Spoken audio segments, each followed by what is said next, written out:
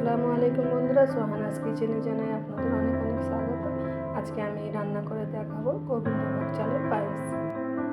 পায়েসের জন্য আমি এখানে নিয়ে নিয়েছি ওই 100 গ্রামের মতো গোবিন্দভোগ চাল। 1 ঘন্টা আগে ভালো করে ধুয়ে ভিজিয়ে রেখেছি। আর নিয়ে নিয়েছি আমি লিকুইড দুধ 1 কেজি। চলুন এবারে চুলায় একটি হাঁড়ি বসিয়ে দিয়েছি। আমি এরকম একটি সিলভারের হাঁড়ি নেব, তার মধ্যে আমি দুধগুলো আস্তে আস্তে ঢেলে দেবো।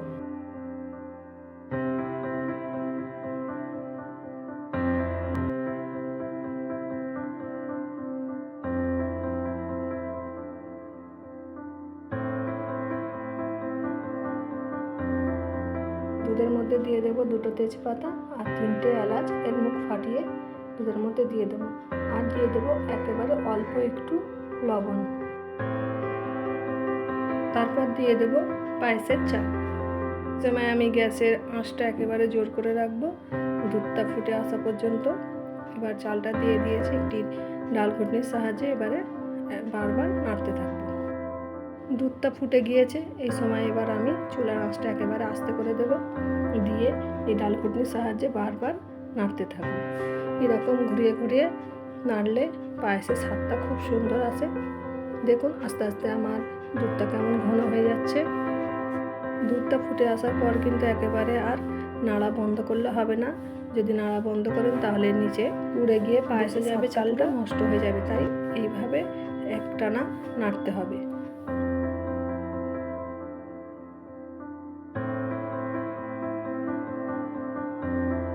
এবার আমি একটু দেখে নেব আমার পায়েসের চালটা কতটা সিদ্ধ হয়েছে।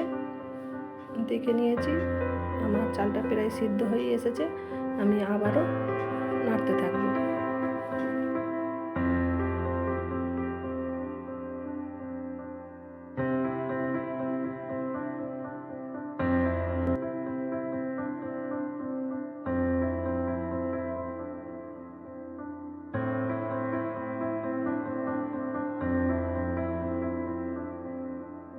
আমার পায়েসের চালটা সিদ্ধ হয়ে গিয়েছে। আমি আবারও একবার নেড়ে দেবো ভালো করে। দেখে বুঝতেই পারা যাচ্ছে আমার চালটা কিন্তু একেবারে সিদ্ধ হয়ে নরম হয়ে গিয়েছে। ঘুঁটনির সাহায্যে ঘুঁটে আমি একেবারে মিহি করে নেবার চেষ্টা করছি। তারপর তেজপাতা ও এলাচগুলো আমি একটা চামচের সাহায্যে তুলে নেব, কারণ খাবার সময় এলাচগুলো মুখে লাগলে একেবারে বিচ্ছিরি লাগবে। তাই আমি চিনি দেওয়ার আগে আমি এগুলো তুলে ফেলে দিলাম।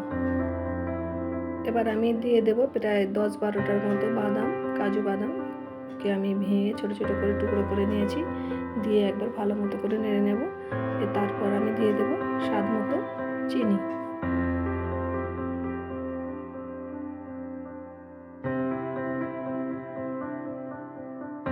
এবারে আমি দিয়ে দেবো ঠান্ডা জলে গুলে নেওয়া ওই পাউডার দুধকে আমি ঘন করে গুলে একই সঙ্গে দিয়ে দিলাম। দিয়ে এবারে ভালো মতো করে আবারও নাড়তে থাকবো। এখানে আমি গুঁড়া দুধ ব্যবহার করছি, আপনারা চাইলে খোয়া ক্ষীরও ব্যবহার করতে পারেন। আমার হাতের কাছে ছিল না, তাই আমি এখানে গুঁড়া দুধ ব্যবহার করলাম। এতেও টেস্টটা খারাপ আসে না, খেতে খুবই সুস্বাদু হয়। পায়েসটা বানানোর জন্য আমার প্রায় 30 থেকে 35 মিনিট সময় লেগেছে।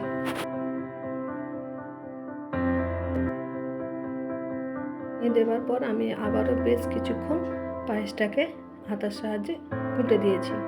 দিয়ে একটু মিহি করার চেষ্টা করেছি। দেখতেই পাচ্ছেন আমার পায়েসটা রেডি। আজকের পায়েসটা আমি আমাদের স্বাধীনতা দিবস উপলক্ষে বানিয়েছি, তাই ভাবলাম পায়েসটাকে একটু নতুনভাবে সাজাই। চলো, তাই 2টো ছোটো ছোটো বাটি নিয়ে নিয়েছি, তার মধ্যে অল্প একটু করে জল নিয়েছি এখানে রং গোলার জন্য। আর নিয়ে নিয়েছি মিডিয়াম সাইজের 2টো বাটি, তার মধ্যে অল্প কিছুটা করে পায়েস আমি তুলে নিচ্ছি। এখানে আমি কিছুটা ফুড কালার ইউজ করছি। একটাই নিয়ে নিয়েছি অরেঞ্জ কালার, আর একটাই দিয়ে দেবো ওই সবুজ কালার। দিয়ে অল্প একটু দিয়ে ভালো করে পানির সঙ্গে মিশিয়ে নিচ্ছি। এবার গুলে রাখা রং থেকে অল্প একটু করে নিয়ে নিচ্ছি পায়েসের মধ্যে দিয়ে। প্রথমে আমি অরেঞ্জ কালারটাকে, তারপর আমি সবুজটাকেও অল্প একটু দেব, সামান্য একটু দিয়ে আমি সবুজটাকেও রেডি করে নেব। ভালো করে মিশিয়ে নেওয়া হয়ে গিয়েছে। চলুন এবার প্লেটটাকে সাজিয়ে ফেলি।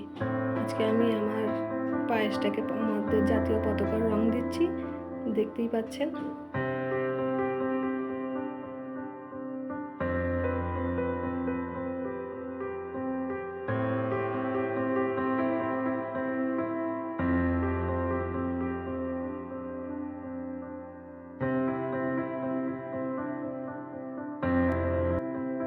এখানে আমি অশ্বচক্রটা বানানোর জন্য এখানে কিছুটা আমি আমন্ড বাদাম নিয়ে নিয়েছি, দিয়ে আমি ওই অশ্বচক্রটা করার চেষ্টা করছি। তাহলে বন্ধুরা, আমার রেসিপিটি যদি ভালো লেগে থাকে আমার চ্যানেলটিকে সাবস্ক্রাইব করে দেবেন আর লাইক কমেন্ট শেয়ার করে দেবেন। আল্লাহ হাফেজ।